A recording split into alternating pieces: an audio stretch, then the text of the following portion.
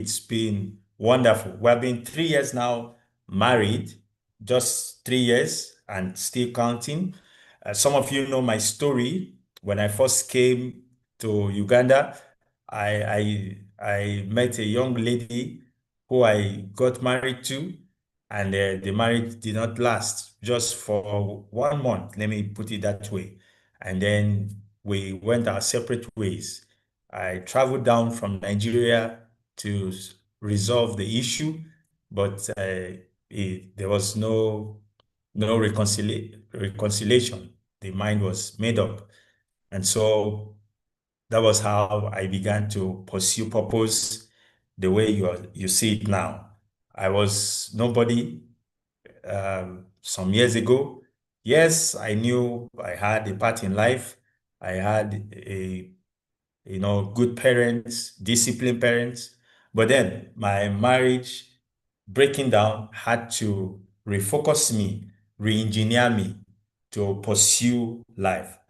I was beaten, I was depressed, but thank God I renewed my mind and I saw that there was no way we could get back together. And so just in 2023, I met this beautiful lady after the former had already insisted that we divorce in spite of my pursuit and pressure, leaving my homeland to this place. And I said, okay, why am I loving Ugandans? What's so special with Uganda? Why didn't I go back to Nigeria to find another, woman, or a Nigerian, so that we can understand ourselves? But I don't know. God. Some people say God works in mysterious ways. Or, well, I don't believe that. Life is intentional. Yes, God is mysterious. Sometimes we don't understand His ways, but I think God had a purpose. I think that is the word, not mysterious, but purpose. God is a purposeful God. So He had a purpose for me coming to Uganda and also falling in love again with a Ugandan. And it's so funny that my past relationship, she was a Muganda. She was a Mugandan. And when I met this lady, by then I've already interacted with some Ugandans who told me, no, no, no, no, no. You know what? You made a mistake to marry a Muganda. When you are marrying again, go to the east, go to the north, go to the south of Uganda. Those are the people that are very good. They are nice. So when I met this lady and my heart was beating, you know that beating, stage fright. We shall talk about stage fright. Your heart is beating. You are not confident to know whether you can sell your product. You can sell your manifesto. The first day I met her, I just told her, say I love you, but I don't know. There's something in my heart about marriage. But let me ask you a question. Where are you from? And she said, I'm from Muganda. I'm a Bugandan woman. I said, hey, my God, I've fallen again, twice beaten. Is it twice beaten? Is it once beaten, twice shy? But my own now is once beaten, 9 times shy. So, because I was trying to, you know, make myself okay with what I have already had in mind, and from the interactions of people, that it's people from the east that make a good marriage, people from the west, and people from the north.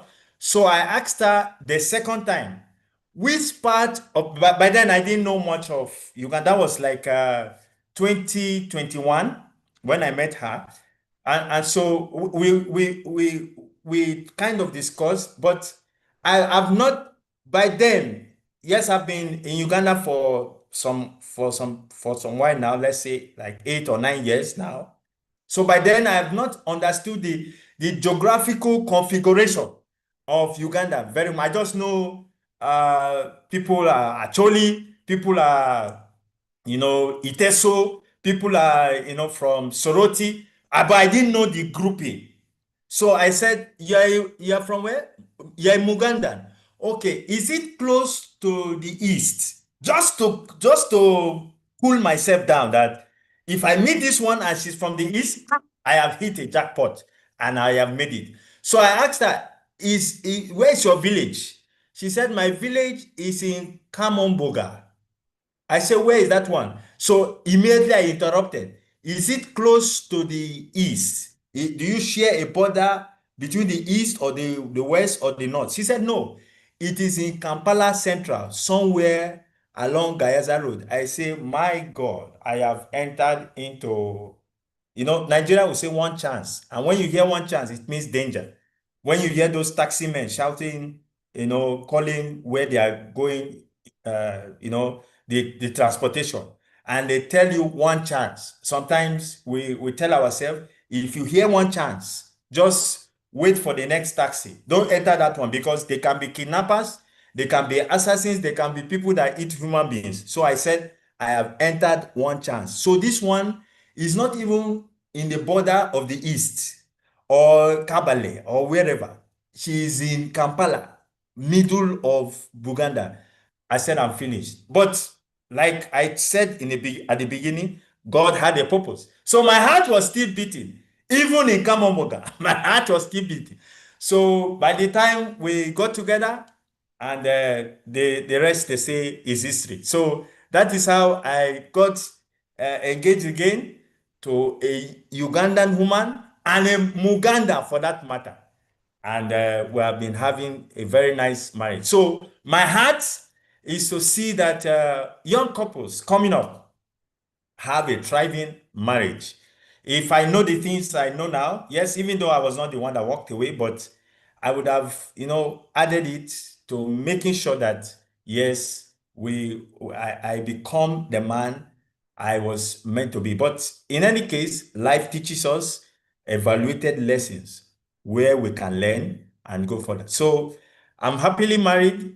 This is not to encourage that you should divorce. No, divorce is not good. It's not God's plan. But when you are in such situations, you have to reevaluate yourself.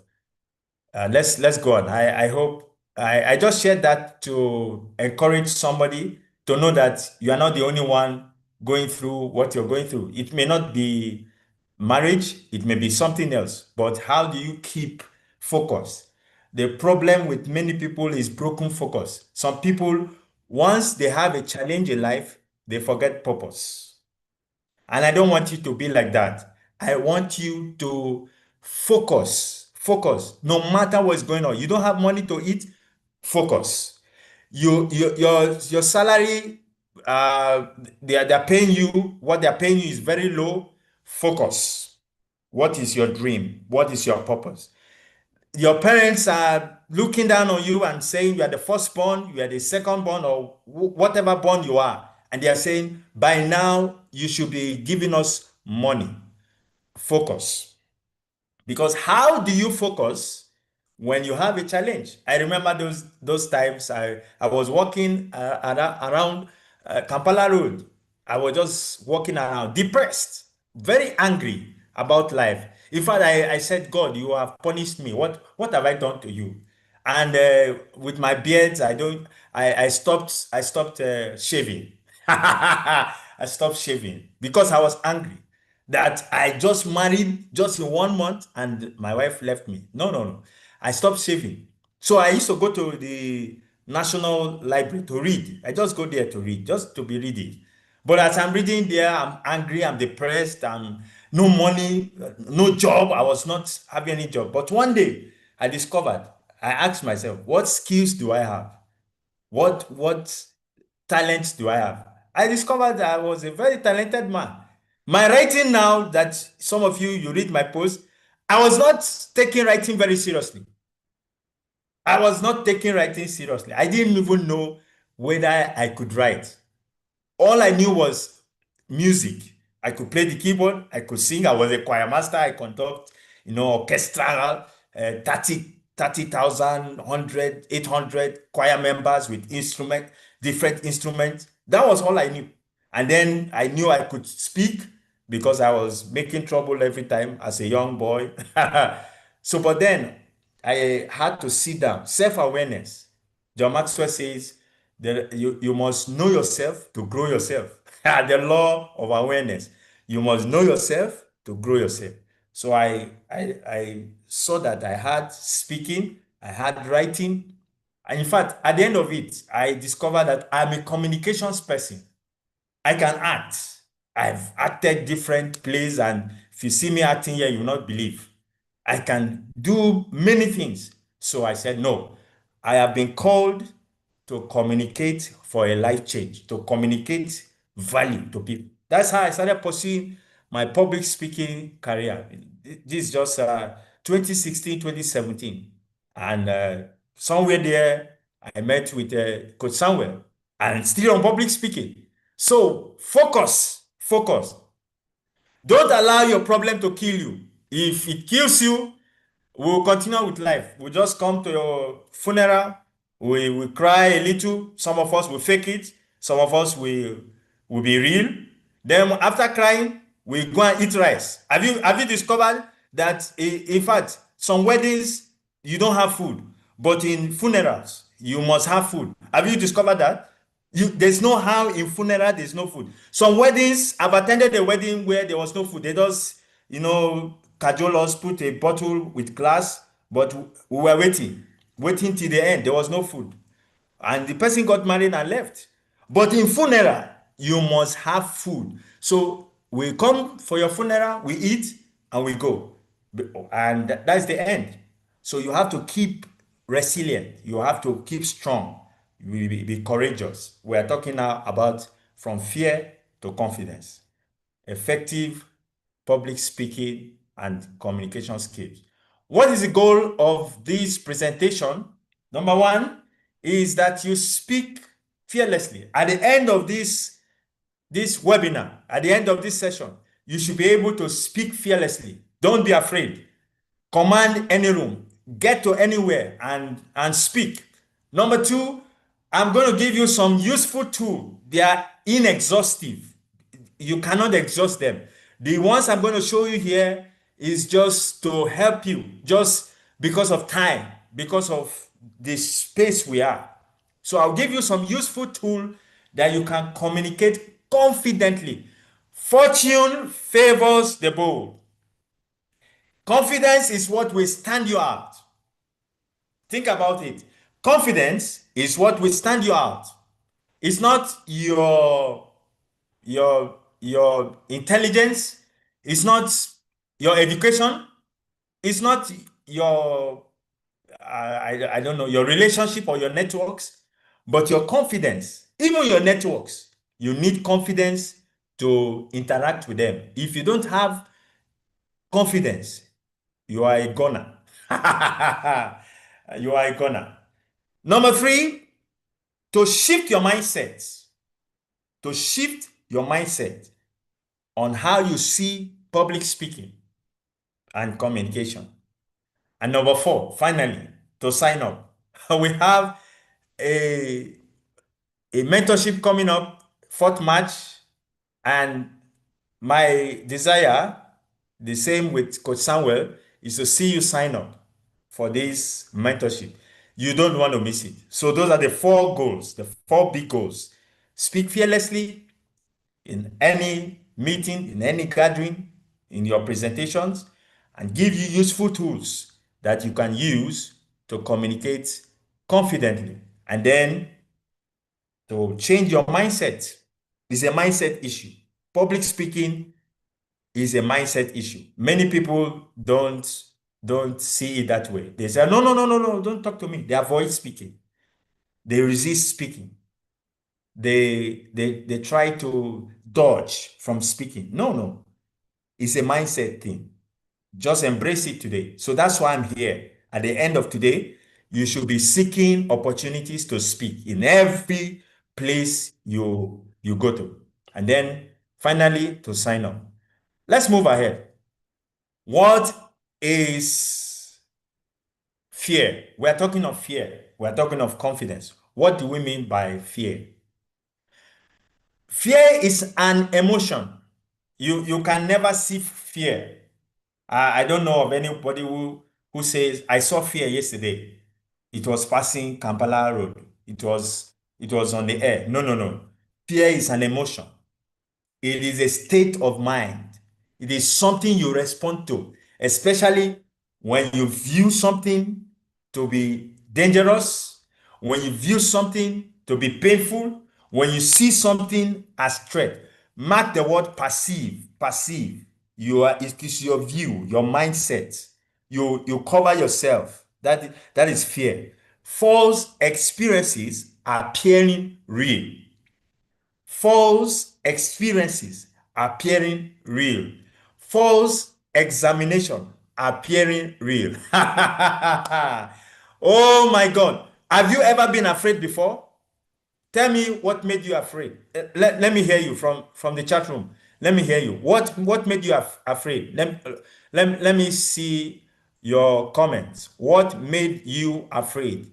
If you have ever been afraid before. If you have never been afraid before, kudos to you. Thumbs up to you. In fact, I may not see you personally, but if I were with you, I would have just given you a full chicken that you are not afraid. You have never been afraid. Yes, go to the chat room and let me see what made you afraid. What made you afraid? What made you afraid? Yes, yes, yes. Go to the chat room. What made you afraid? Let me see your comments. What made you afraid?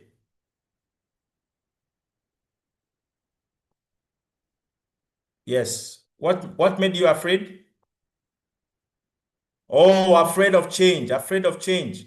Okay, afraid of change. Wow. Wow, that's powerful. Afraid of change, afraid of change. Okay, what made you afraid again? What made you afraid?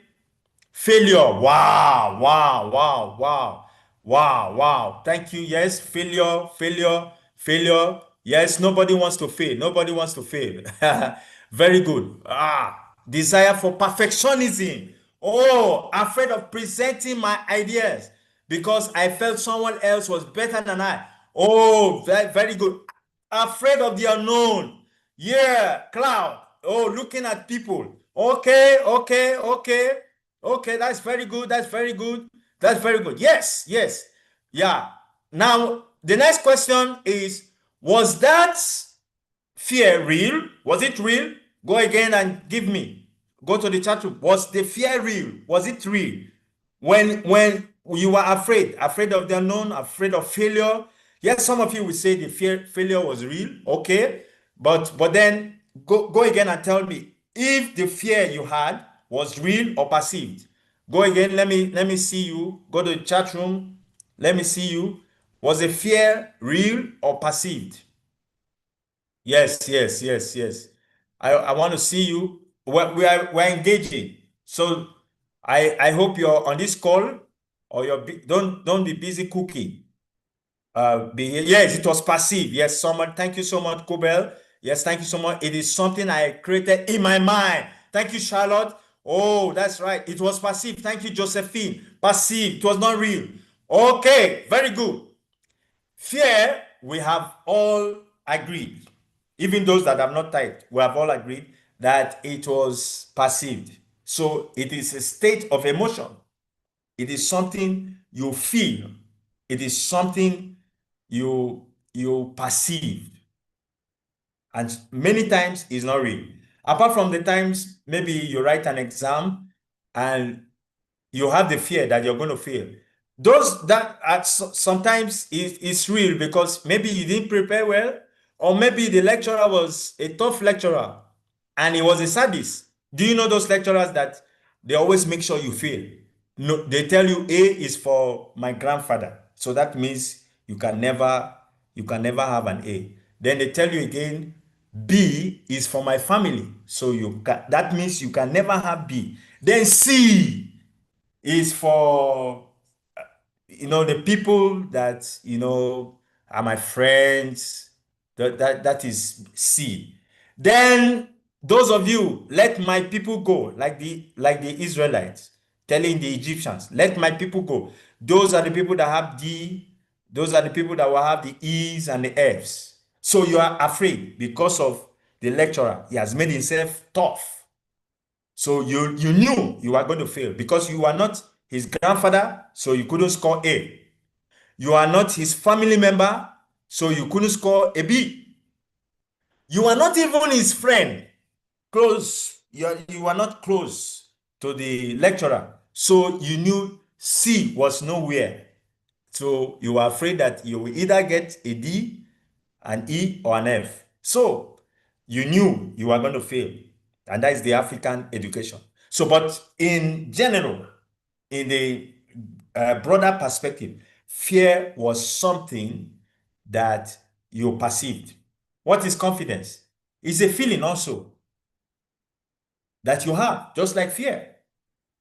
It's something you know inside of you that, yes, I have the ability to do this. I know I can make it. I am sure I can speak. I am sure I can, I can pass this interview. I can meet this great speaker, this great leader, and share my ideas with him. And he buys my idea. So it's a feeling. It's also perceived. It's a passive emotion also. And that comes from uh, so much investment, so much, positive confession, so much, positivism that you see yourself, not second guessing yourself, not looking at yourself down, valuing yourself. Confidence, very important. Let's go ahead. What does research says? Research has told us that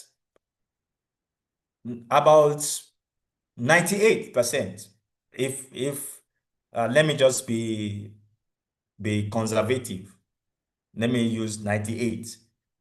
Most people would rather prefer to die than to speak in public.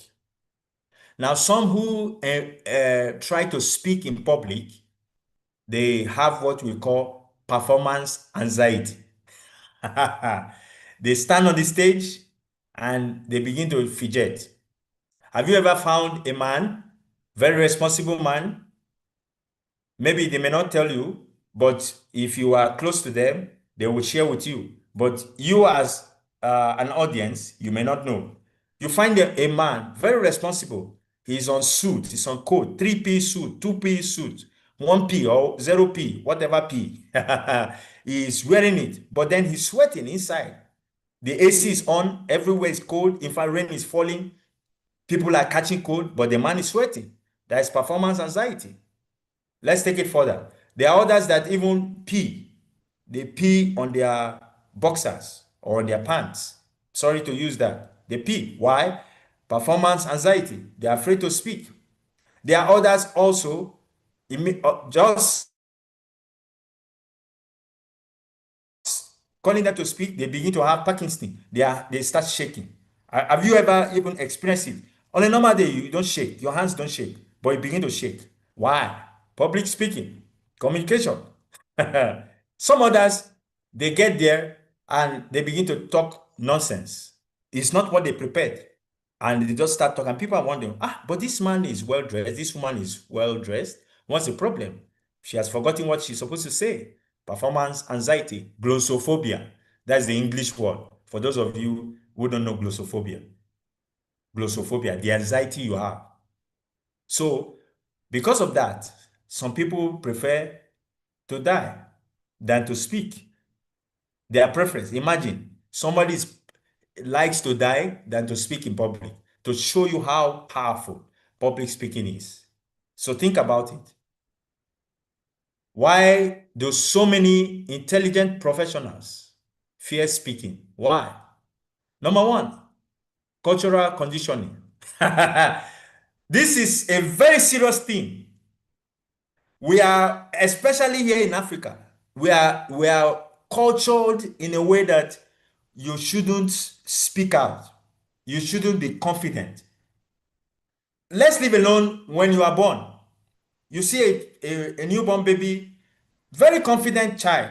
At school, the child can speak, he's raising up his hand to answer questions. But as soon as he, starts growing up, even the parents themselves start shutting you down. Think about your life. I just want you to take a moment. Think about yourself when you are growing up. How did your parents treat you when you began to know things at the age of 5, 4, 3? How was your conditioning? Think about it. That it has affected you even up to now. You may even be a director, you may be an executive, you may be a leader somewhere in your church, in your organization, anywhere in a club. But then somewhere, somehow, those conditionings, those backgrounds, they have a rub on you. We can see the flavor sometimes, or even you yourself can see it. You second guess yourself. You self-doubt yourself. You're shy. Nobody told you that you are wrong. Nobody told you that what you said was stupid, but you became shy. Let me ask you like God, who told you you are shy? Those of you who are Christians who read the Bible, you know that passage. When Adam and Eve, they became naked and they appeared before God, and God asked them a question. Who told you you are naked? Who told you? Who told? Because it's not me that told you that you are naked. Who told you you were naked? Who told you you were shy? You felt it. You were shy. Think about it. We were born with abilities. We were born with talents, with gifts. There is no one here listening to me that does not have a gift. You have. You may say you don't have a gift. It's just that you have not known. You have not discovered it. Even the Bible says that be fruitful and multiply, replenish the earth, subdue it, dominate. You cannot be a shy person to multiply. You cannot be a shy person to dominate. No, no, no. You must be confident. Think about life itself. People who are dominating, they are confident people. They are not shy people. They are bold people. So there's that conditioning, cultural conditioning. And some people took it further. They now made it like a tradition. So you hear some people in so and so tribe, the women don't speak before a man. When they are speaking, they bow down.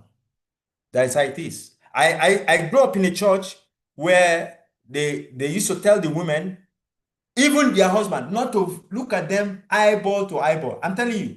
So in the church, we are there, and a woman is coming to see the pastor. She bends down and she's like that. Yes, sir. Yes, sir. Okay, sir. Yes, pastor. So what's your problem? I went the other day and I saw this person. They don't look at. That is a conditioning. So you find women, they are not bold. They are not bold. Some churches even get it further to say women should not speak in church. Go to the house and talk to your husband. Don't come to church. Don't even climb the pulpit. Now, some also made it also a cultural norm for both men. So you're a young man. You are not supposed to speak. In fact, something happened recently, just in December. I went to for a funeral in my wife's place at Kamomboga. Kamomboga. So we went there. That's her grandfather's place, the Waligos. So we were there, and we were, oh, we were sympathizing with the family, since this person, it was old when she died, about 85 years, but then we were still very sorrowful. So as we were there, we finished, we went to the burial ground, we buried, and then we came, and it was time to eat. So since I came a little bit late with my wife, so we had not eaten when they served food.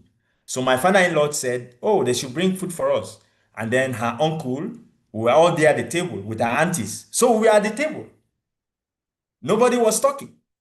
And so I began to contribute. They asked the question, how was the burial? How was the funeral? How was everything? How was the event?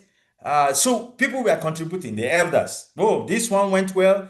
These people had where to go. The convenience was well labeled. The seats were well labeled. We knew those who had to sit according to the families.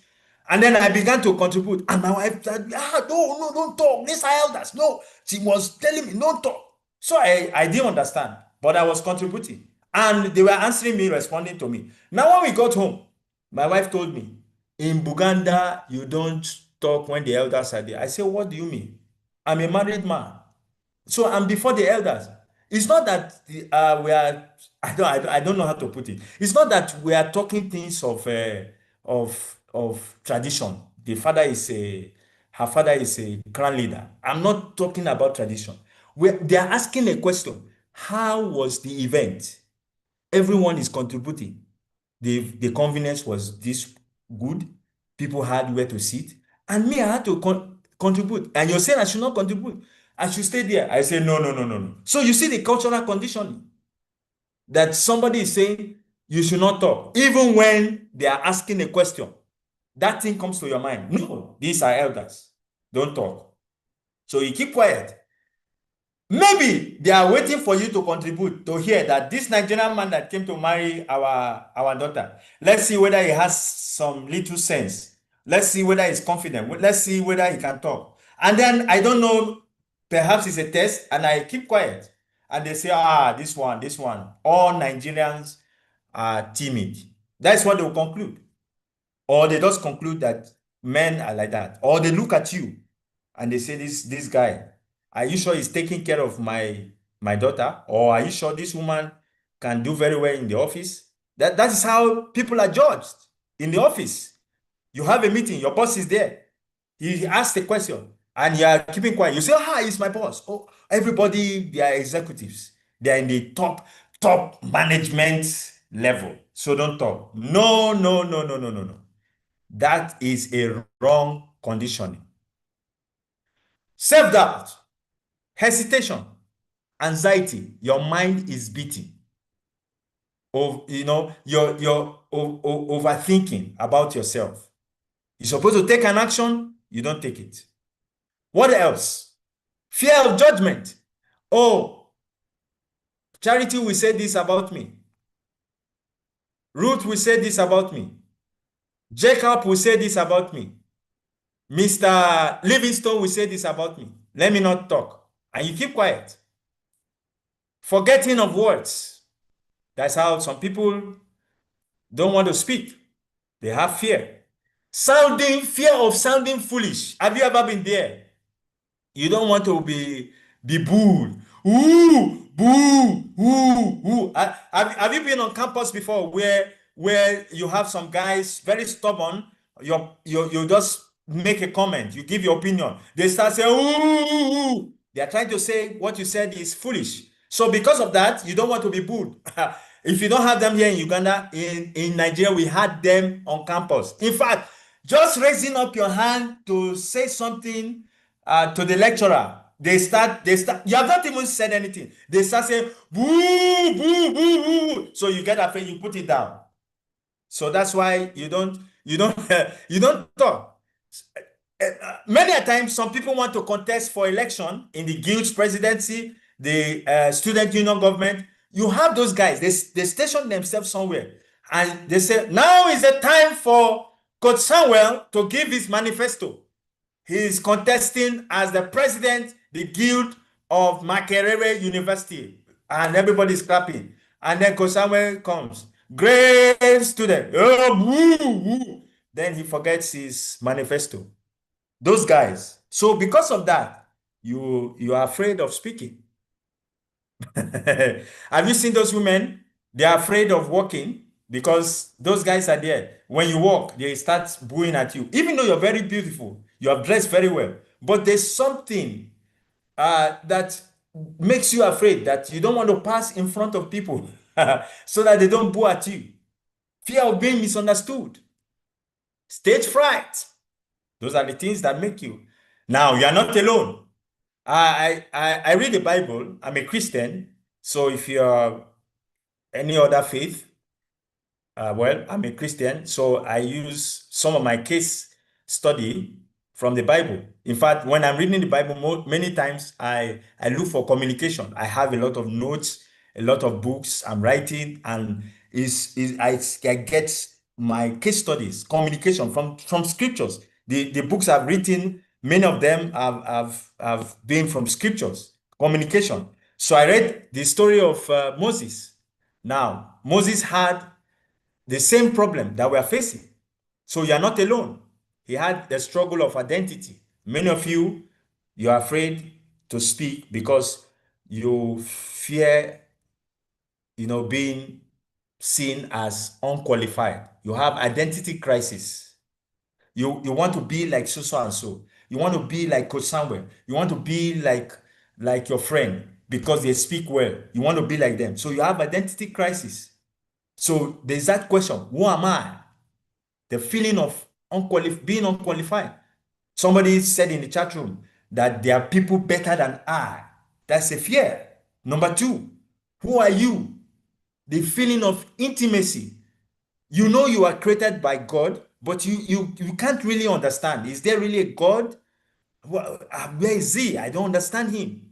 So there's that lack of intimacy. Because intimacy also brings confidence that you know that there is a force, there's a universal force, there is God, a creator of the heavens and the earth that created you, that exists and is there, is watching over you. Just that belief alone gives you that confidence to go through life. So you ask the question, who are you? Who are you? There are people like that. Who are you? They ask that question, who are you? There's also the feeling of intimidation. If I speak, what if people don't listen to me? Supposing I had that mindset when I was coming here, having that fear. Oh, what if they don't listen? What if nobody comes on this Zoom? What if Coach Samuel started this professional club and said, what if nobody signs up? No, no, no, no. He's confident. And now every Friday he knows that people will sign up. People will join this call. That is confidence. You can't understand it. He knows no matter the people he's bringing to speak, he knows every Friday people must be on this call. That is confidence. But how do you begin? You have to step out. So there's that intimidation. What if people don't listen to me? You're worried about the reaction of people. There's also the feeling of inadequacies. Many times, because you're not equipped, so to say, that's why we talk about competence. The reason why TPC exists is to make professionals be equipped to have skills, various skills. So many people suffer from inadequacies, incompetencies. They are not skillful. So because of that, they are intimidated. So they ask the question, I've never been a good speaker. They say that. I've never been a good speaker. That's what Moses said to God. I've never been a good speaker. Perhaps you're saying that. I've never been a good speaker. The next is the feeling of inferiority. Some of you are inferior. Sometimes when we see the white people, there's a kind of feeling we feel that they are superior more than us. We call them Muzungu. In Nigeria, they call them Oyibo. Oyibo, oh, see this Oyibo. Who told you Oyibo and or Muzungu is better than you? But you have that inferiority complex. That a white man, a white woman is better than because they are confident when they stand up. They don't care. They talk with boldness, with confidence. No, you are not inferior. We are all created by God. So you shouldn't be inferior. You should be confident. There is a comparison with others. I know you can find somebody else. They are better than me. Please choose someone else. You pass the microphone. According to Charity in Shooting, you pass the microphone. They give you a microphone to speak. You say, you pass it. No, no, no, no, no, no, no, no, no. You are comparing yourself. You are feeling inferior. Take the microphone, hold it, and talk. Even if it's one word, hello, and you pass it. Oh my God. So you don't see value in yourself. The law of the mirror says You must see value in yourself to add value to yourself. So Moses was like that. He didn't see value in himself. He doubted his value. How many of you have doubted your value? Have you seen people that they don't know so much, but they just go, they just start a company, but they don't have the skills, they don't have anything. They only have confidence. And you see them everywhere. They are on social media. And you have gotten 5 masters, 20 PhDs. You have even done some short courses, 52 short courses. And you're still there. You're overthinking. You don't have confidence. You lack confidence about yourself. So Moses did not know that he had a purpose. He had a fear concerning the nature of God. He didn't know that God is always there with him. He feared others. He didn't know that people can commit. Just share your vision. The power of sharing vision as a leader. Just share your vision and people will buy into it. Be prepared to speak and people will listen to you. He had a fear of his ability. Then God gave him a partner. Just like we have the mentorship coming up. If you're afraid that you want to speak, join us on the 4th of March. Join us. You have partners here. You're going to hear some people give testimonies of what happened. The hidden truth is that fear is not a personality problem. It is a mindset problem. You need to change your mindset. It is a preparation problem. It is a clarity and structure problem. When you are not clear, when you are not structured, you will have fear. You will face confidence issues. It's a confidence problem. It's a purpose problem. Have you discovered your purpose? The law of the rubber band says growth stops when you lose tension between where you are and where you could be. Very important. So for you to be confident, you need to step out of your comfort zone. Coach Samuel has something he always says. There is no comfort in growth and there is no growth in comfort. Think about that. There is no comfort in growth and there is no growth in comfort. So you have to step out. It needs you to be confident. There are 3 parts in a speech. I'm going somewhere. 3 parts. Number 1 is thoughts. What do you want your audience to know? This is how you become confident. When you structure your thoughts. What do I want my audience, my listener to know?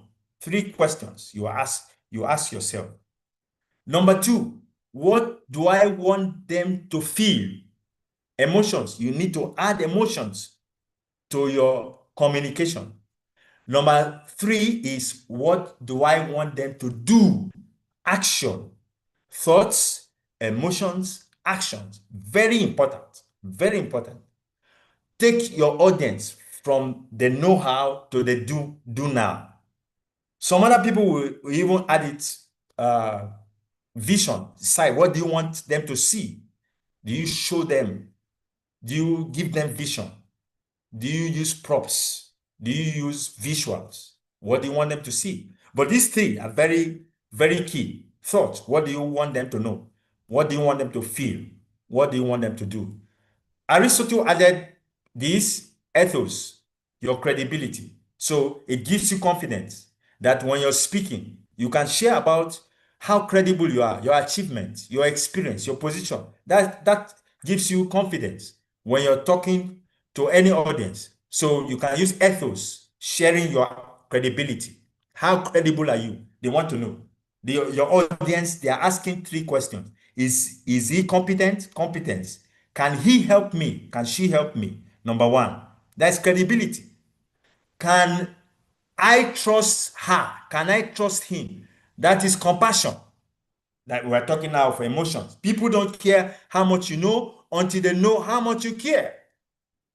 Number 3 is character.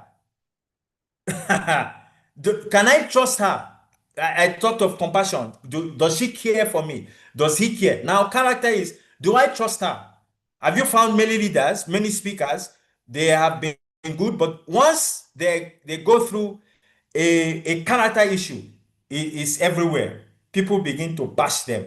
So your character is very important. Credibility. The law of credibility says give people a reason to listen to you. Don't just come and talk. Why are we listening to you?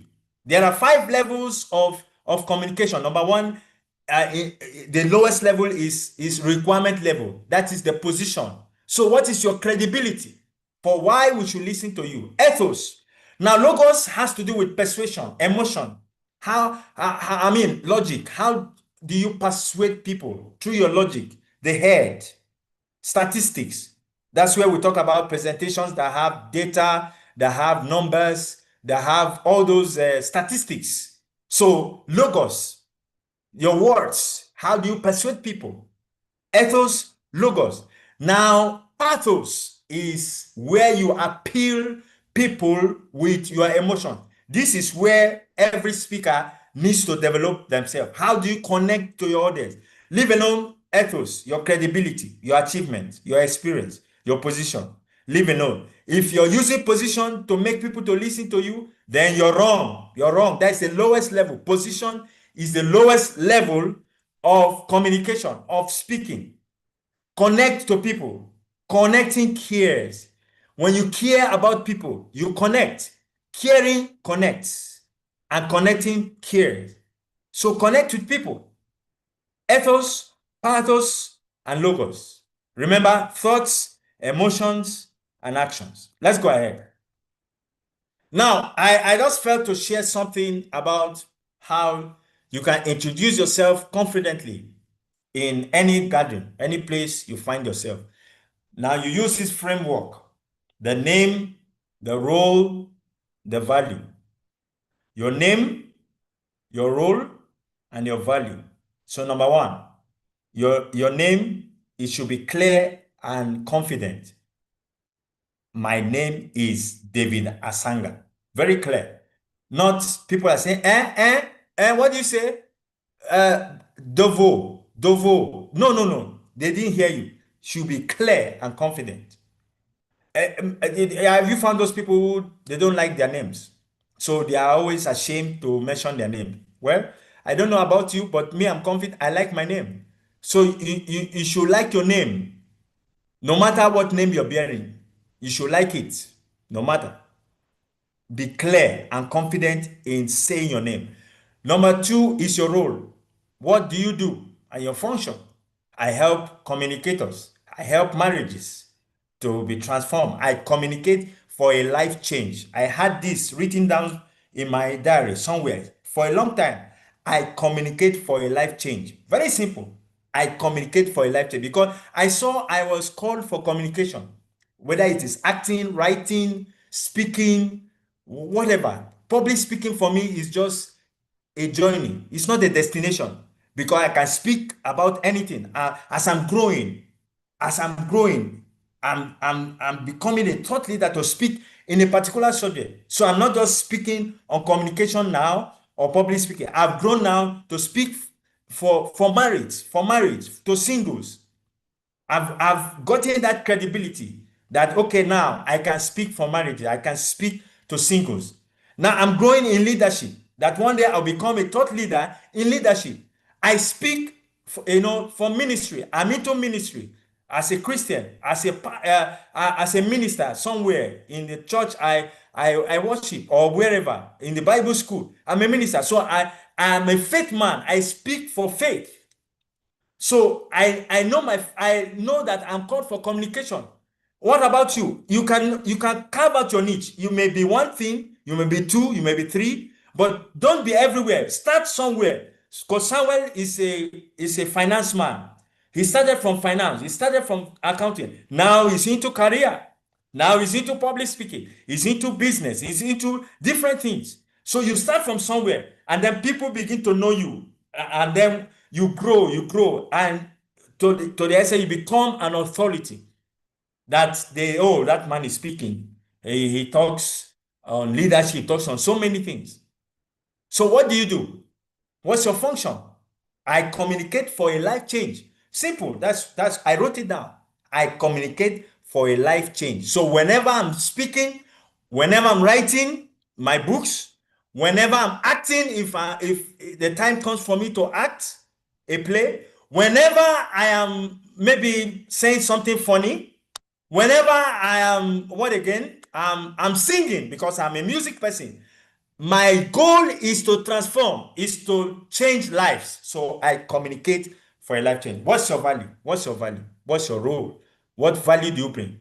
Transformation, very important. The transformation you bring is very important. Yes, thank you, Ruth. Ruth Musime, a socialist. I help communities to thrive through meaningful participation and shared value. Wow, wow, wow. Now I need you to go to the chat room and introduce yourself using this framework. Your name, your role, your value. You never know who is reading your chat now. So go to the chat room, introduce yourself. What is your name?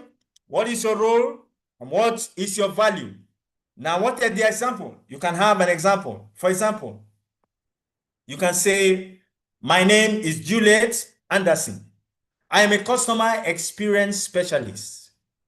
I help companies design simple service systems that can make clients feel heard and valued. Very simple. So I want to see your introduction. Go to the chat room. Go to the chat room. Introduce yourself. My name is Livingstone Kamukama. I'm a digital and branding consultant. I help SMEs create online identities that attract the right customers. Your name, your role, your value. Your name, your role, your value. Your name, your role, your value. Be confident about this. Be confident about this. Let's go ahead. We are almost finishing. How do you speak with confidence and you are now bold? These are the strategies you have to apply. Number one, command the room. Command the room. You don't command the room by volume or title. You don't say, I'm the manager of this place. No, no, no, no. That's not how you command the room. You command the room by your presence. You don't command the room by title. You command the room by your calmness. You command the room by your clarity. You command the room by your contribution. You command the room by your presence. Very important. Command the room. When you walk into a room, when you enter a place, how do you walk in? When you go for an interview, how do you walk in? How is your dressing? I see many people, they go for an interview, they don't dress well. And many employers are worried. They don't dress well. So that alone gives you confidence. Very important. So how do you walk into a room? How do you shake? How do you shake your colleague? How do you shake? Do you shake with timidity, with fear? How do you shake? How do you bring your hand? There are different ways of shaking and they communicate differently. How do you sit when they call you forward? How do you sit? How is your body language? Those things command the room. Clarity, very important. Presence. When you enter the room, I've said it, do you enter calmly or you enter with so many things in your mind, you don't know what to say. You're just everywhere. If you're scattered, we can judge you by that. How do you sit? How do you stand when you're speaking? How do you stand? Those things communicate. How do you make eye contact? Your eye. Do you just look at the ceiling? Even now, as I'm talking, I'm looking at the camera, that point. I'm looking at the camera. Many of you, you don't look at the camera. You just look up, or you look at yourself at the picture. You look at the camera. When you are before a camera, do you look at it to talk? When they call you for an interview, a TV interview, or you're just walking on the way and one of those news anchors just see you, they say want to speak to you, you are shy. Do you look at the camera? Do you look at the lens? Eye contact.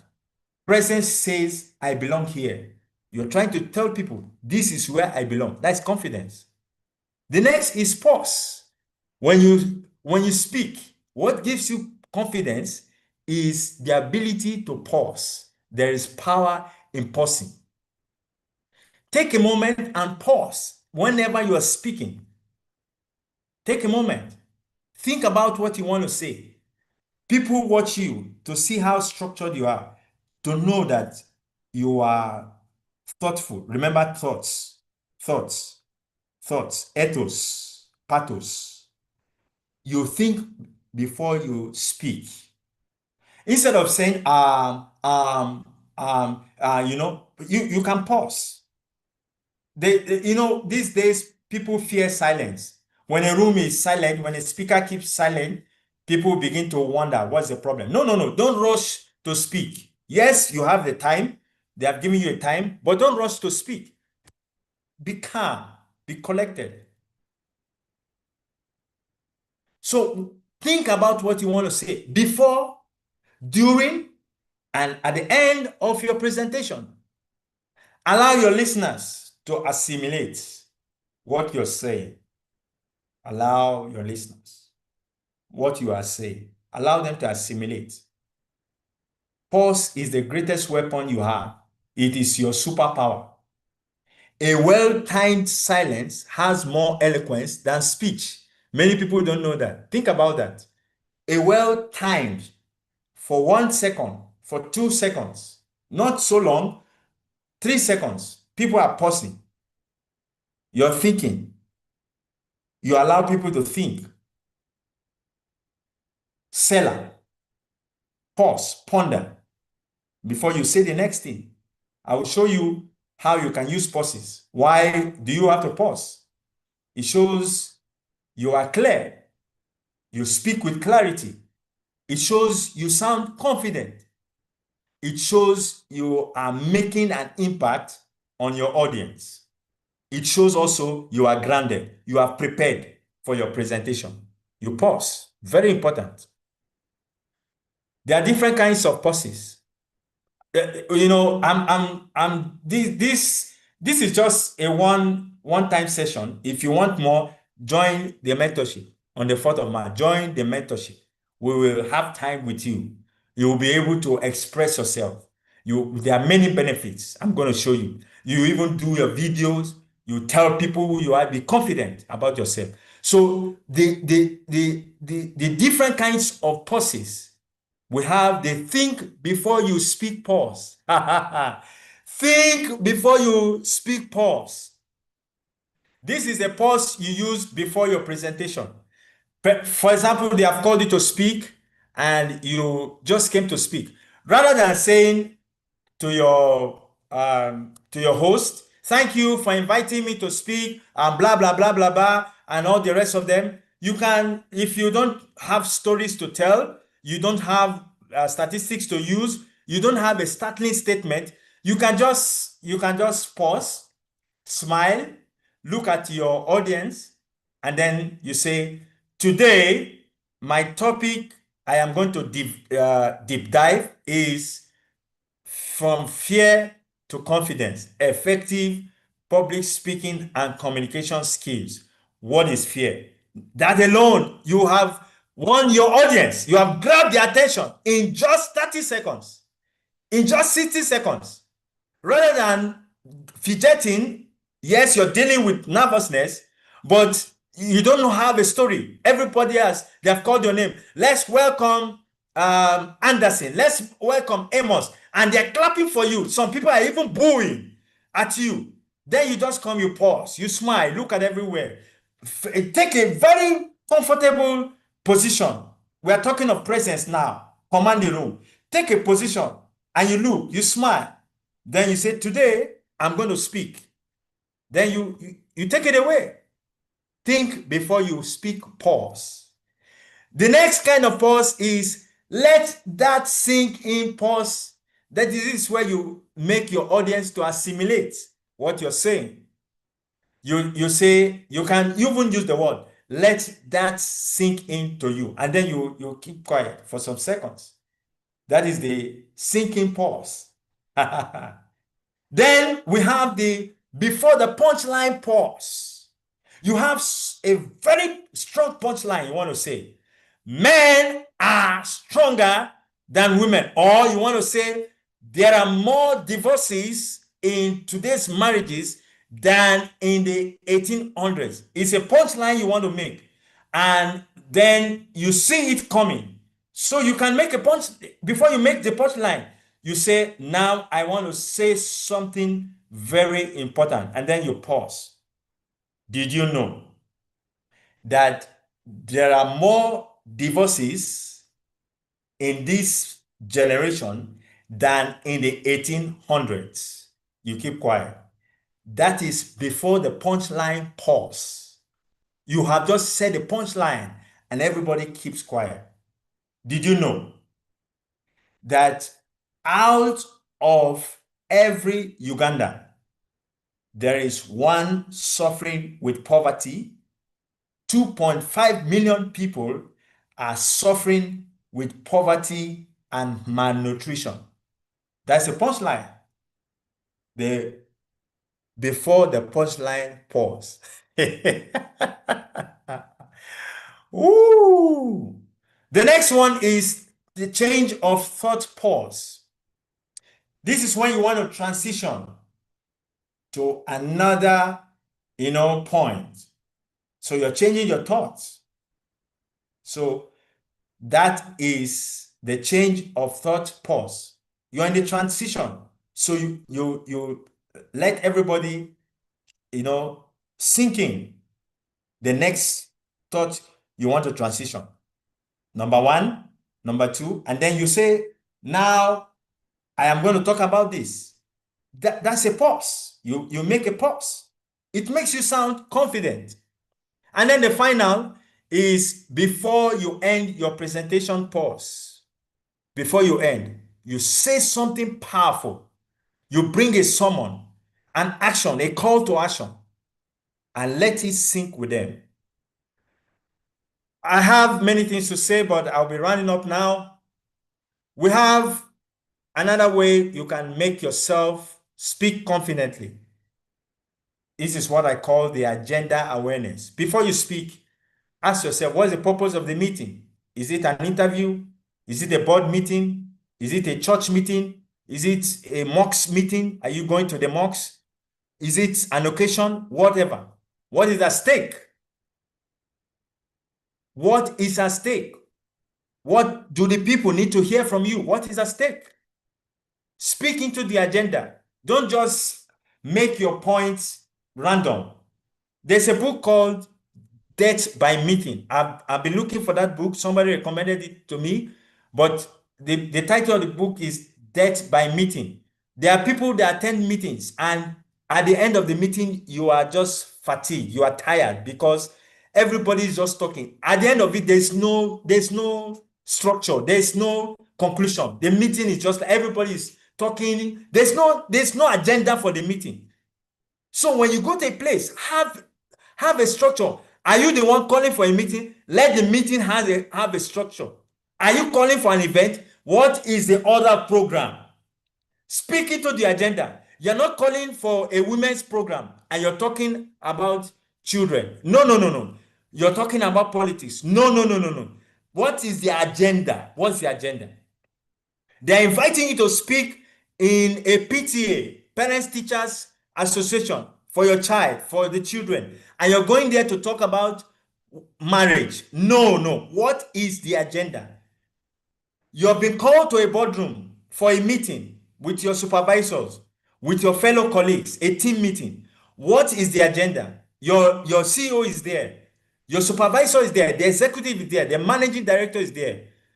They are watching you. Leaders listen to people who move meetings forward. Move the meeting forward. Are you the type that they know anytime he comes, anytime she comes, she contributes constructively? You're not the type that when you come, you just say, but now you bring people backwards. Everybody is afraid. Oh, are we going to end this meeting?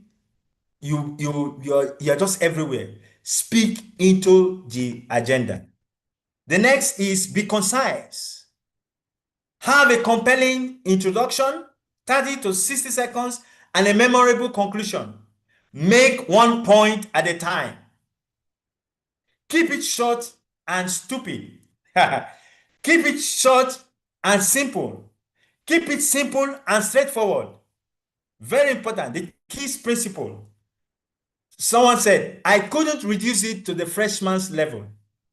If I couldn't reduce it to the freshman's level, that means I didn't understand it. So before you communicate, make sure that a secondary school student, a primary school pupil can understand what you're saying. If you cannot simplify it, that means you haven't understood it. Keep it very simple. Simplify it. Very simple. End with a direction. Before your presentation ends, have a direction. Have a call to action. It can be a recommendation. It can be a question. It can be a next step. Take your listeners from the know-how to the do now. We are going to do this now. At the end of this, I want you to do 1, 2, 3, A, B, C. Very important. John Scott said that the goal of every speaker, the goal of every communicator, every presenter should not be that you want people to do what you have, told them to do or what you have taught them. The goal is that you should summon them. If there's no summon, there's no speech. If you don't summon people in your speech, in your presentation, there is no speech. Nothing has taken place. Are you a pastor?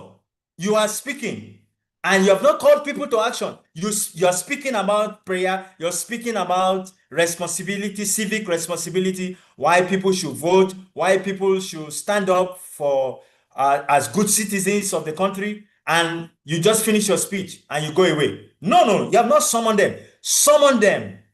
Tell them, by this week, do this, and this. A, B, C. 1, 2, 3. Speaking, communicating is not about saying so many information, but calling people to action. Many people attend church service. They don't even know what the pastor preached. Some people go to the mosque. Today was Friday. Some of you here are Muslims. You went to the mosque. You don't even remember what they said at the mosque. Why? Because there was no call to action. There was no summoning. You just attended. You wore your regalia. You went and you came back. If they ask you, what did they say? You can't remember. Some of you had meetings today. Your supervisor told you to do something. He said something. You went for a conference, but you can't remember. Why? There was no call to action. If there's no summon, there's no speech. There are other tips you can use. Practice speaking daily. Use body language, vocal variety, gesturing, talk with your hands. Read the room, study the room, especially if you are in a different culture. Know how they behave. Don't just start talking. Watch the environment. Read the room. Very important. Read the room. There are many times I go to a place and I've prepared, but I just go there. I see that it's different. It's different. And you flow with that. Move with purpose. That makes you also confident with poise and purpose.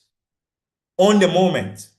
Walk on stage like you own it. Very important. Walk on stage like you own it. When you stand up, how do you stand up? Do you stand up like somebody that's afraid? Do you stand up and people know, oh, this person is suffering from poverty?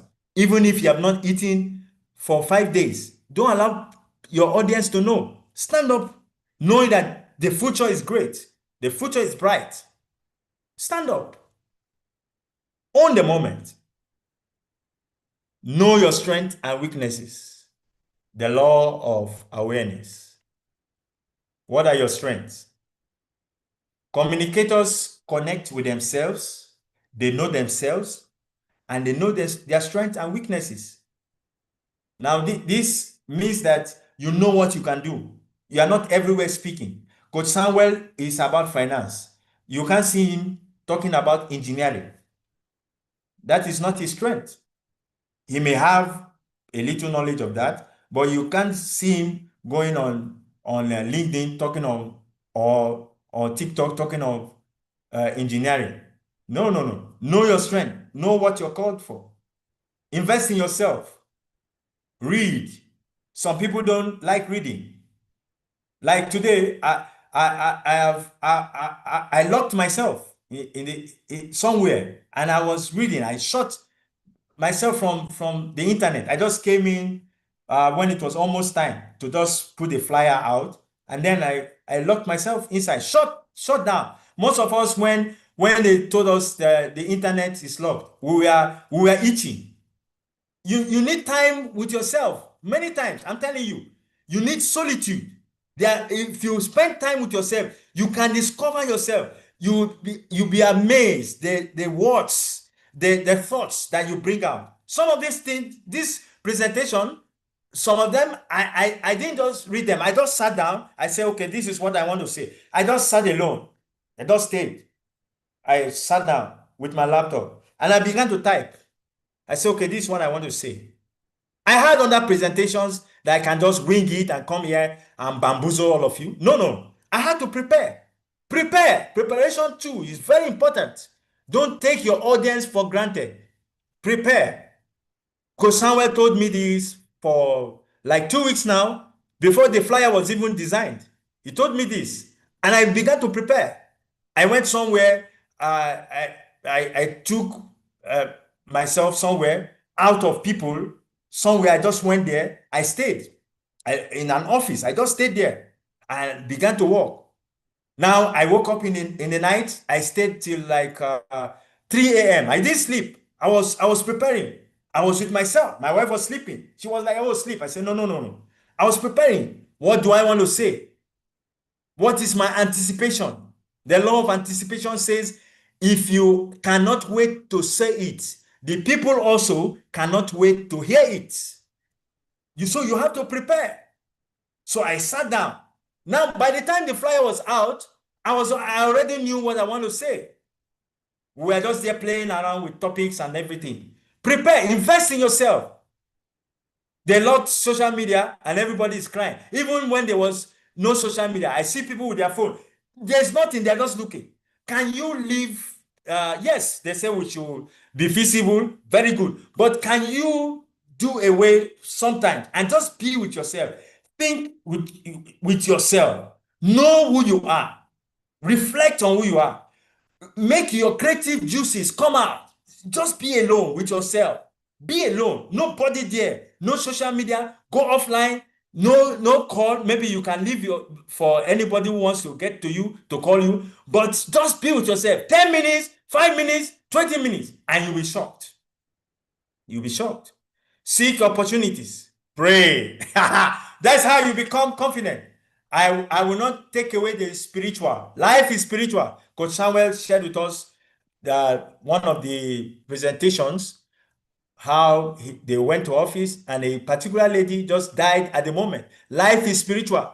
Confidence is not just by doing all these things, it is also spiritual. You need to engage yourself with your creator. Do you know God? Do you have a relationship with God, with your creator? That's how you become confident. Do you know your purpose? I don't care whether you are earning $50 million. Have you found your purpose? Because if $50 million goes away, can you be focused? I'm telling you, find your purpose. It gives you confidence. Your passion. What are you passionate about? When you speak with structure, it gives you confidence, credibility, your character. It gives people a reason to listen to you. You're confident. Repetition, repeating yourself over and over when you're speaking creates confidence in you. Feedback and evaluation. You hear from coaches, from people who know you, your peers, your mentors, or whoever. they give you evaluation. That's what we also do at the public speaking, peer evaluation and mentor evaluation. It builds your confidence, and then coaching and mentoring. So, in conclusion, confidence is built, it's not born. It grows from clarity, it grows from practice, not perfection. Fear is trainable. Befriend your fears. Great speakers deliver speeches in spite of being nervous, not in the absence of it. So go out, speak, be confident. The secret of confident speaking is not just getting rid of your nerves, but reframing your mind. Befriend your fears. Do it afraid. Comprehend. Make people to connect with you. Growth happens when your fears is the highest.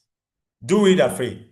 So, my question to you before I take a bow, will you sign up for the next cohort? Yeah. Remember the pause. Think about it. Will you sign up for the next cohort? What are the benefits? It will help you discover your message and your voice. Many of you, you don't know your message. You don't know, you have not found your voice. We will help you think clearly so that you become a structured communicator, a structured speaker.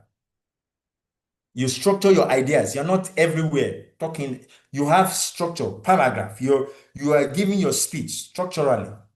You are able to transmit value to your audience. You are able to influence people positively.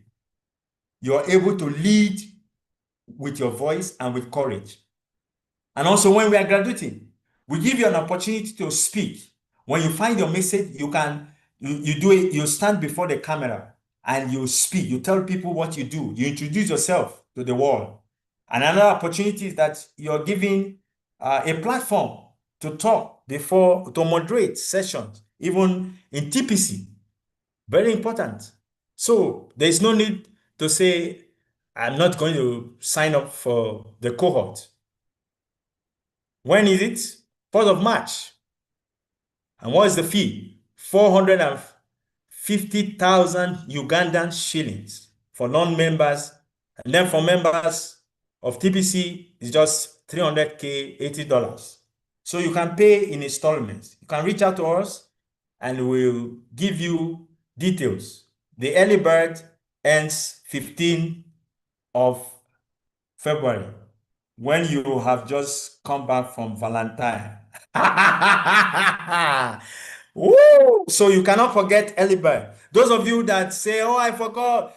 No, no, no, no. Remember that when Valentine is over, the next day you are, you have ended the early bird.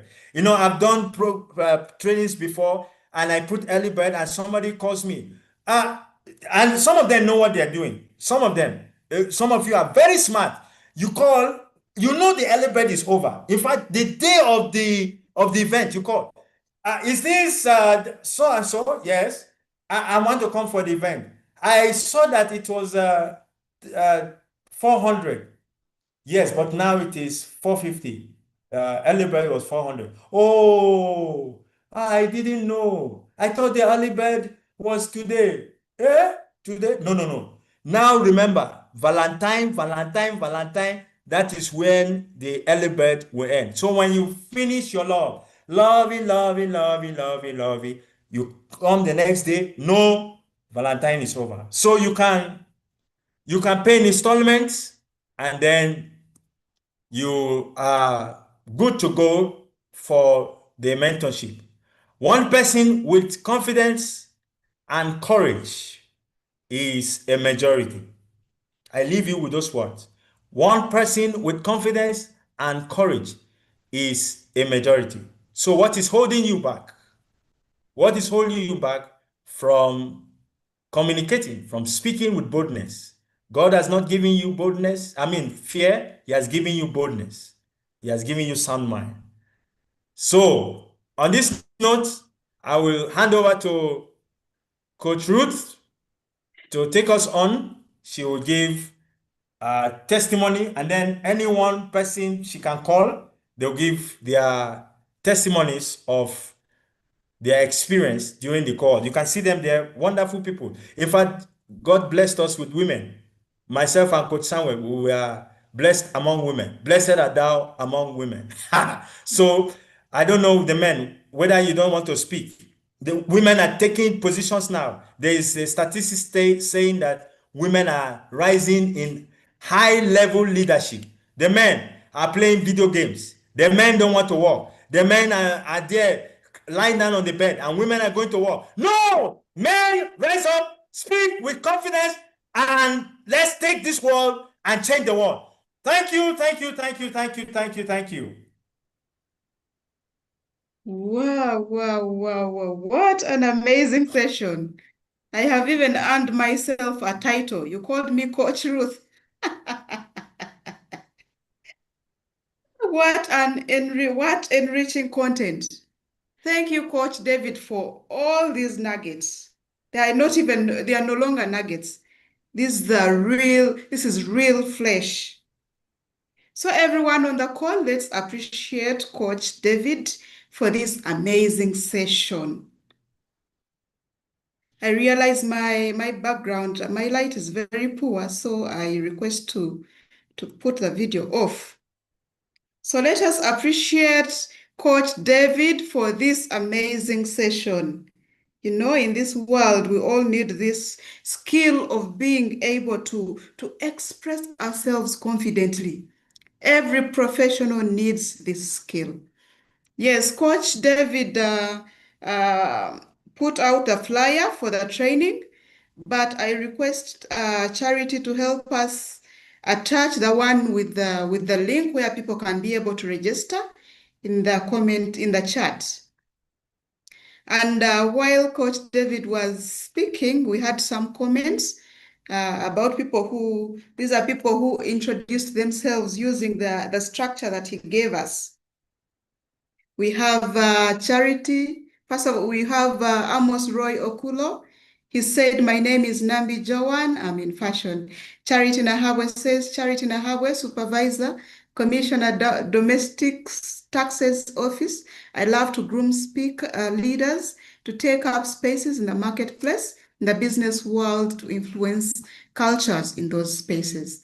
Sharon Navaka says, Sharon Navaka, Christian educator. I partner with parents to nurture children in godly character, faith, a purpose through Christian education.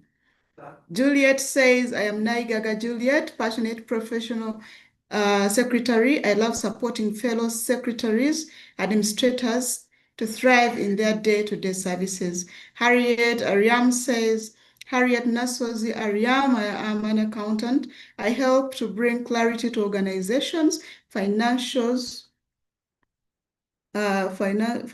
for strategic decision making. Thank you, everyone who has contributed. I love the comments. People do not go away. We are still here. We are now entering the Q&A session. But first of all, Coach David had requested me to give a testimony. I am privileged to have been part of the first cohort of TPC. We had a training in, was it November, December. And I must say it was a transformative journey. After my testimony, my other colleagues will also give their testimonies before the questions come in. Before the training, I had the message, but I did not have the confidence in my voice. I genuinely believed that no one would listen to me because there were better experts out there. Like I said, I am a social development professional. We have seasoned people out there who do that same work, people with stronger messages. Yes, I was not confident in my accent. I thought it was too Western-ish. So I thought there were other people with richer vocabularies, with more beautiful voices than mine. But when I joined TPC, it changed everything. And when I started posting my videos on TikTok, I realized that that everyone has an audience. There were some people who had never heard about social sustainability. I also realized that my voice could help bridge that gap. You know, the professionals have their own audience. I also have my own audience out here, down here. So that means my message can bridge that gap. And through the video challenge, we've been doing the 30 days video challenge. That one has been amazing. And right now I've noticed a big shift in myself. I'm much calmer when recording. And when I compare my current videos with the first videos I had, I realize I am more relaxed. I do not try so hard to sound or look believable. I just stand in front of the camera and simply speak. And that for me has been the biggest gift from TPC. So I encourage each and every one of us to register and take on this training that will be conducted in March. So now I invite my other colleagues. We have Charity. I'm seeing Charity here. There's Charlotte, there's Sharon, there's Juliet, Harriet.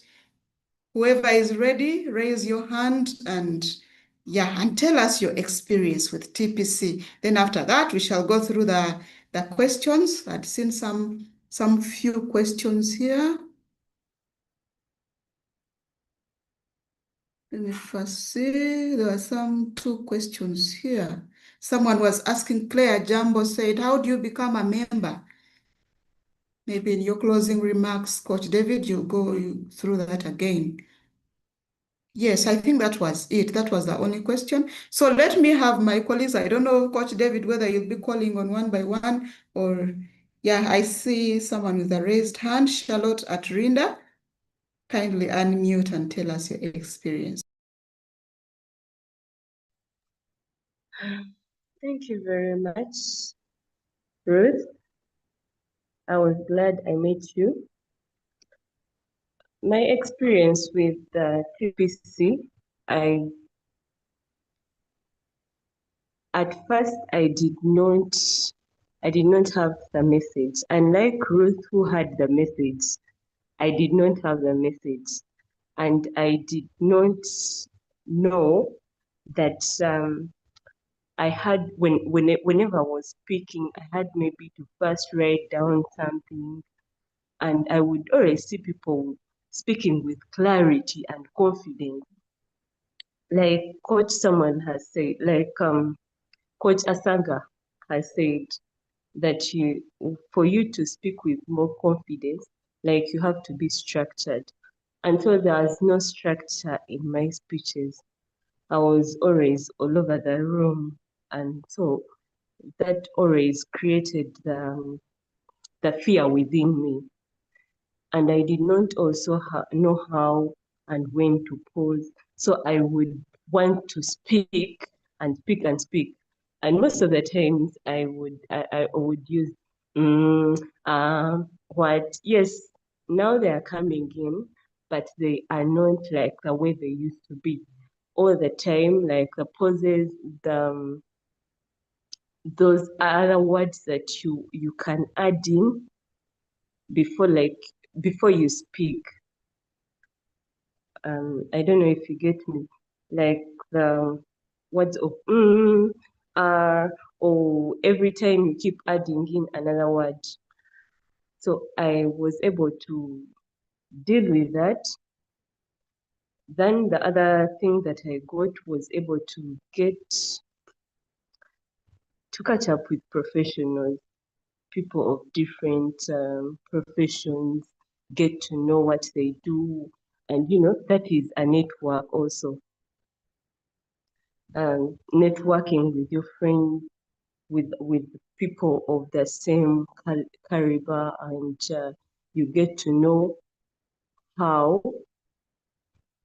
to speak and behave with fellow professionals. Yeah.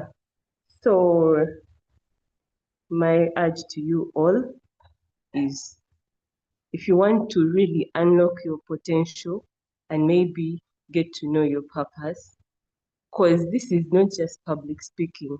they also have that mentorship bit of it. They mentor you into your purpose. They ask you, like, do you really know your purpose? And, sometimes you get a little bit relaxed because there is no pressure.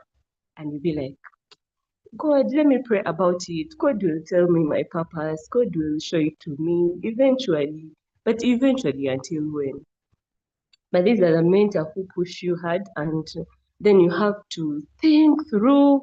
You think your passions, you think through your interests, and then you get to know, oh, this is what my purpose is. Of course, sometimes you don't get it along the way very well.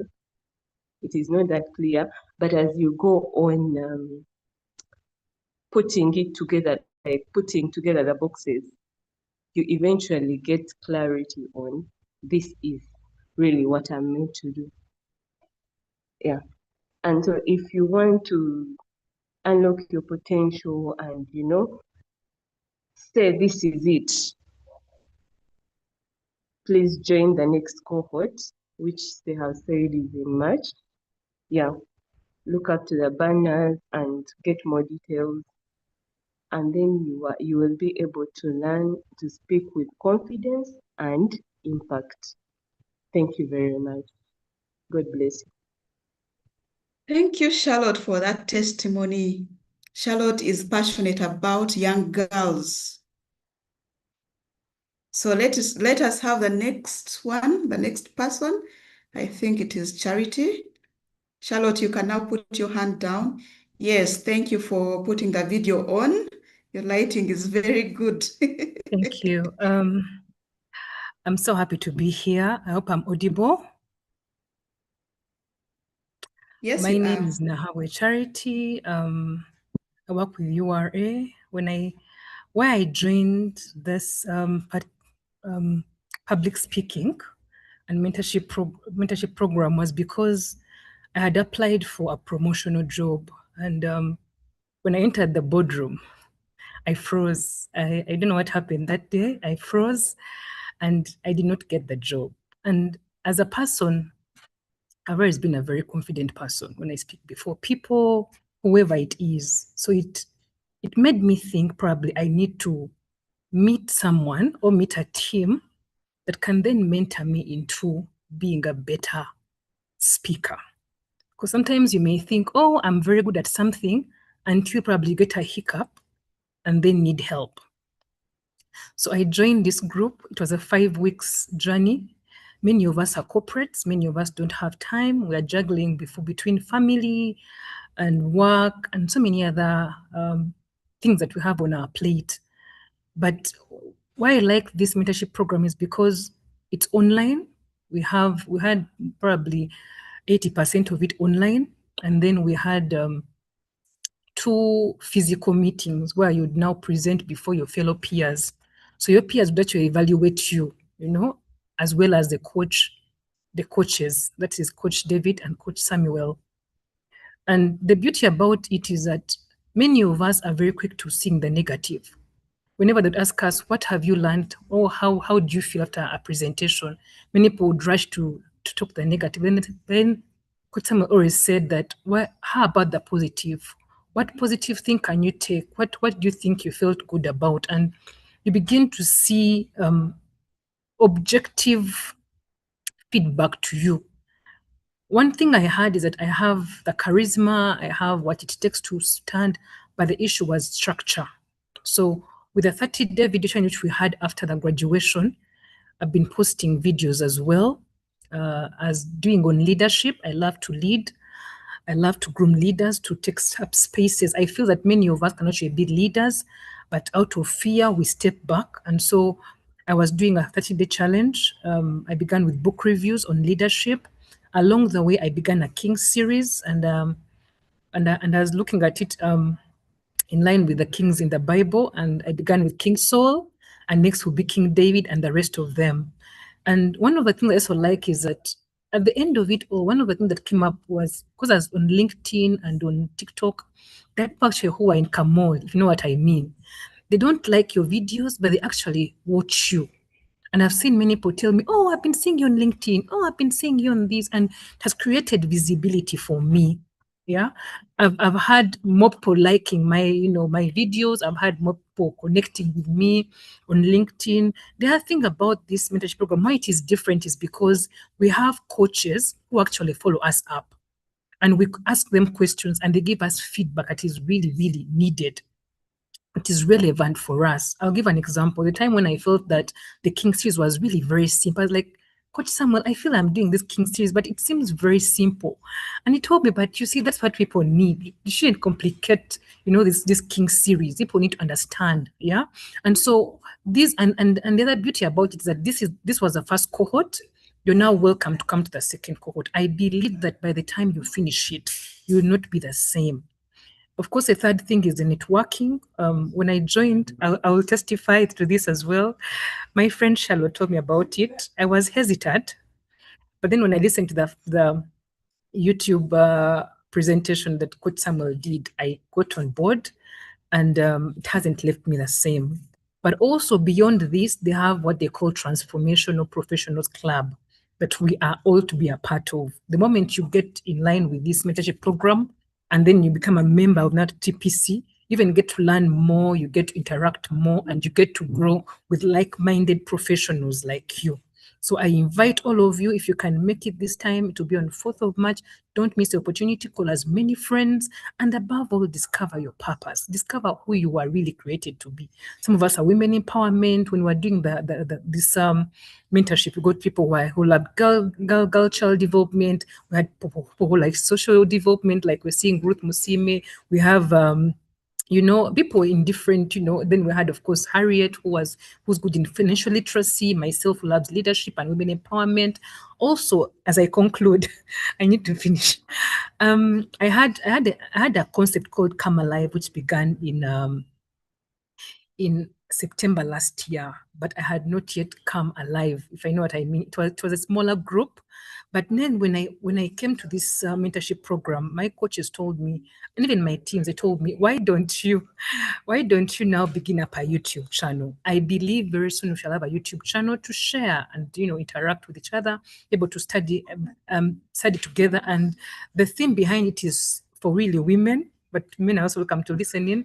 We come to heal, grow, and come alive together to fulfill purpose, which God gave all of us as women. So thank you so much. And I look forward to seeing you in the next cohort. Don't miss this opportunity. I believe that we are all meant to be good public speakers. And I believe right now that the more we do this, and also I want to testify this as well, because of public speaking, when we graduated, they shared our posts everywhere. And when we had recently a boot camp at work, I was nominated to be an MC. It opened me up into something I'd never really done in a long time. But people told me, yes, you've done a good job. And so I feel that it will awaken some things which have been buried in you.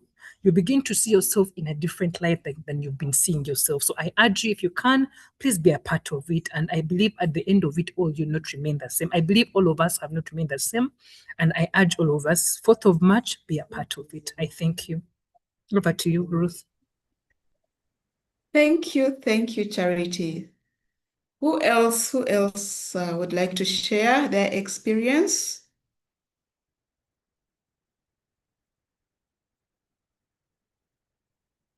Members, we need to wind up. Meanwhile, you can be putting your questions in the chat box. I'm seeing a question from Amos Roy Okulo. How long is the training or mentorship? It is 5 weeks. Coach David, is that true? 5 weeks? Yes, 5 weeks program where we had were there four sessions online and then two physical sessions. So that is how rigorous the training is. That is how rich it is and how good it is. So we have Juliet Naigaga. Juliet, kindly unmute and share your experience with us. Then next will be Sharon.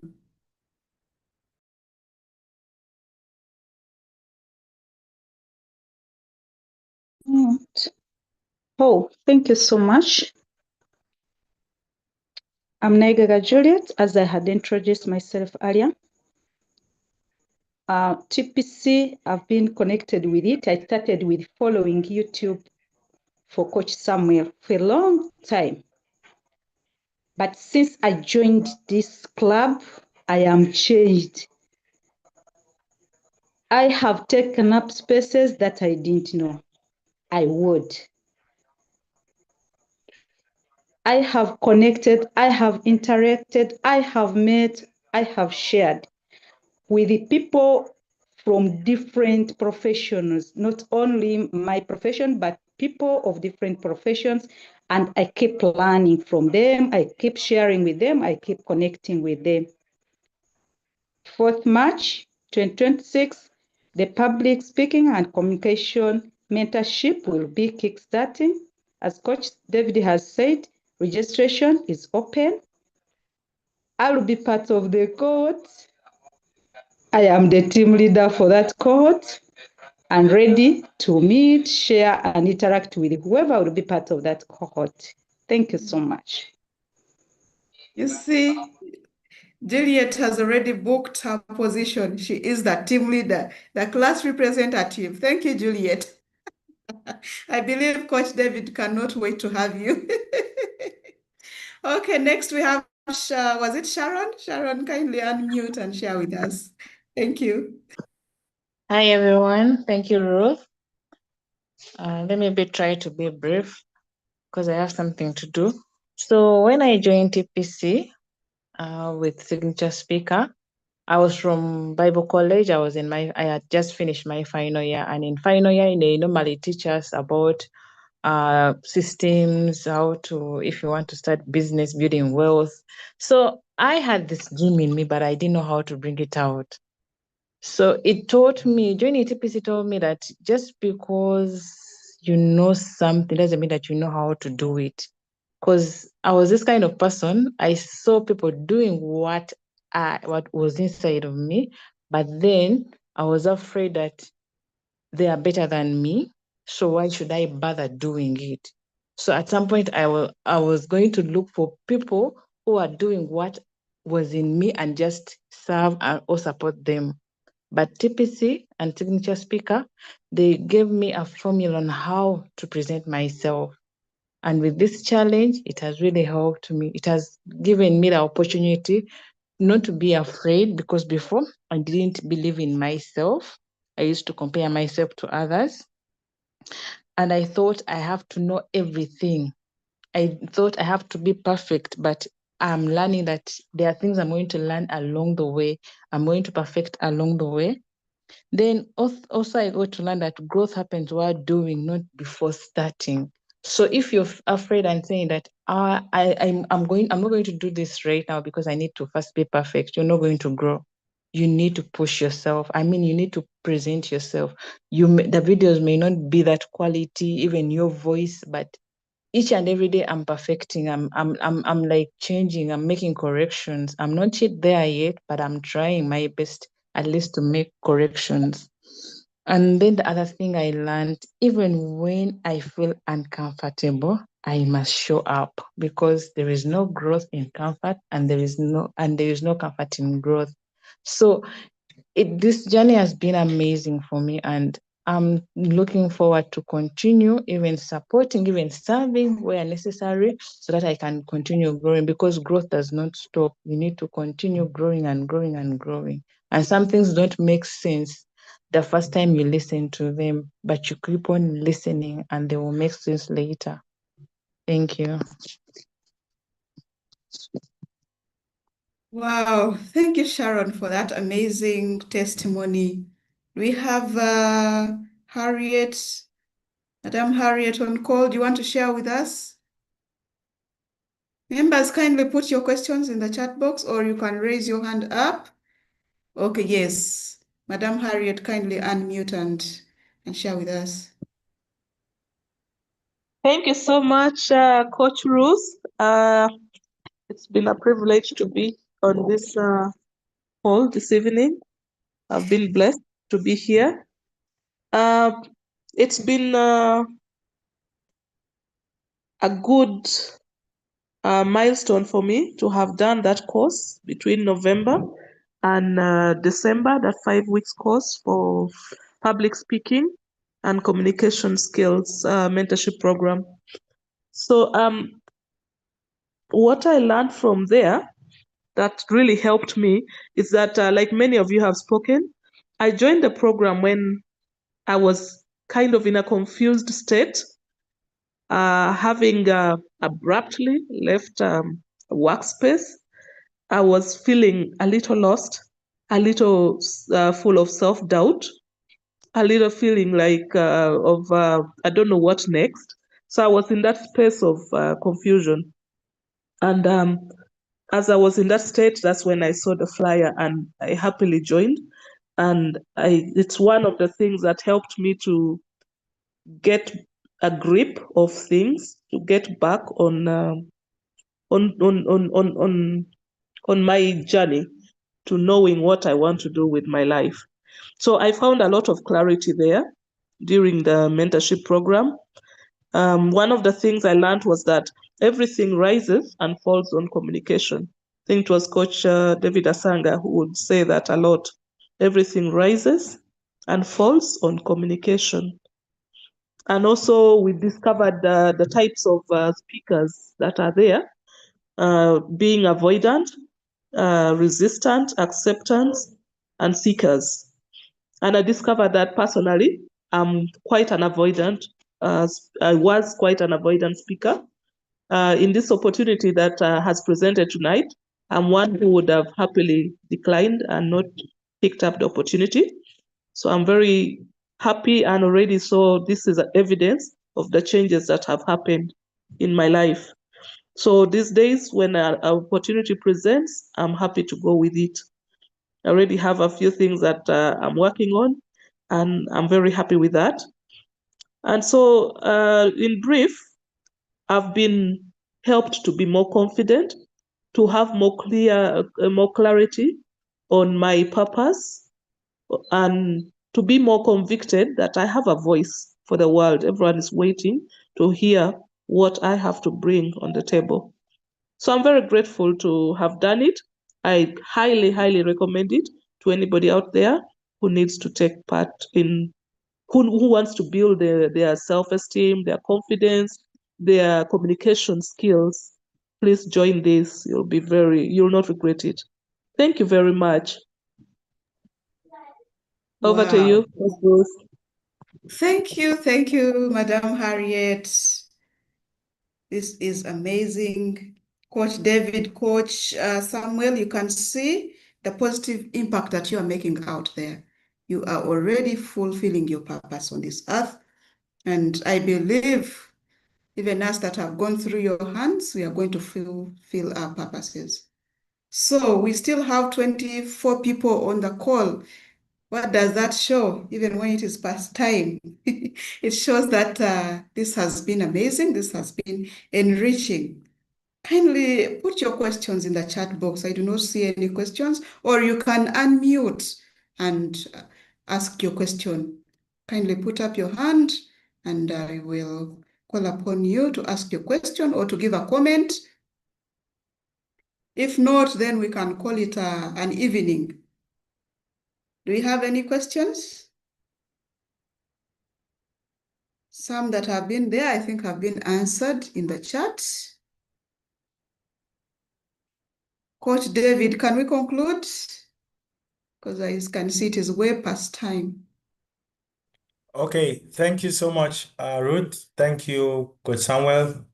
Thank you, everyone that have spoken. So I can't wait to see those of you who are signing up for the next cohort. We'll send it. I'm sure the link has been sent. You can sign up. Also, if you cannot sign up here, you join the WhatsApp group where TPC will send the link, and you become you will be given more information about the program. So we are beginning on the 4th of March. Some people have been asking the question. So it is 5 weeks. Every Wednesday is a Wednesday. It's on a Wednesday. 5 weeks on Wednesdays. So we are not losing any space. 5 weeks, and then we have two physical sessions. Sorry, one physical session. But the the first cohort had two physical sessions, but this time around, we want to do one physical session. So the 2 Saturdays, one will be online where we shall assess you online. We have that rigorous assessment. You stand in your Zoom wherever you are to speak. Your video will be on. You're not switching it off, whether you have good lighting or not. You put it there. Like they have shared, it's not about perfection.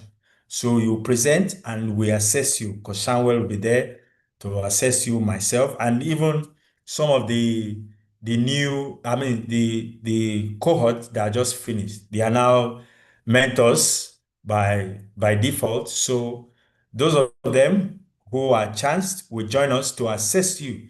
And then we have another physical session where you will present, but also others will be there to listen to you. And it's going to be very interesting. We have a certificate to give so that you can put it in your curriculum vitae. So just be part of it. It's going to be amazing. I urge you all. We're all growing. Me myself, I'm still growing. I'm even still taking courses in public speaking. Imagine. I'm not there yet, so I'm still learning. So I urge you to be part of it. So the link has been shared. Join the WhatsApp group, and it's going to be very, very interesting. The virtual session is on Saturday to help you learn how to deliver sessions, especially online. Some of you don't know online etiquette. So we shall help you with that and the environment, digital environment. So be there. Somebody's asking, is it possible to get today's presentation? Yeah, you go online, is there, is on YouTube. Go and you have it there. Samuel, kindly reshape the training link. Okay, reshare. They are going to share it. If you're on the WhatsApp group, we shall send it there. This is a great opportunity, and I'm very happy. Samuel met me last year, and we started it just like we are talking about confidence, and we came together to partner, TPC and signature speaker, and see where it has gone to. We don't know where this will lead. The many leaders that are coming up, the global speakers, we're creating a movement where we have speakers. We're tired of people just speaking to just inform, but we are creating impactful speakers. So if you want to be impactful, join us and let's make impact, not just in Uganda, but the world. I think that's all. Otherwise, I can keep you here till tomorrow. I Okay. know you. Thank you, Coach David, for that conclusion. So members who can help us to give some concluding remarks, to thank our coach and share with us what they've learned out of this session, and then we call it an evening. Any volunteer? Can we please have a gentleman? We only had ladies sharing with us. Can we have a gentleman to do that for us, please? To thank the speaker, share with us what they've learned. Yes, thank you, Alex. Okay, on behalf of Alex, I'm in Nairobi, and I think I want to thank you,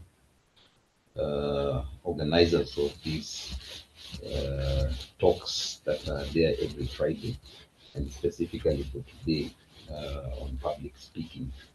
I think I've taken home quite a number of things, including being confident, being clear, and being intentional.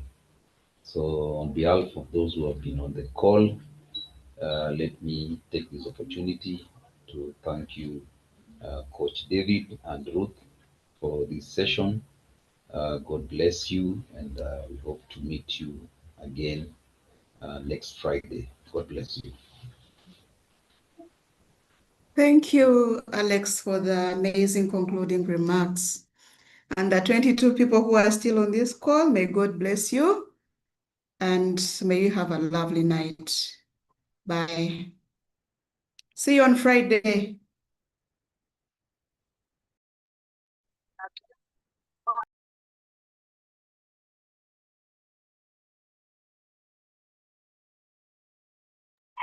Thank you. Thank you.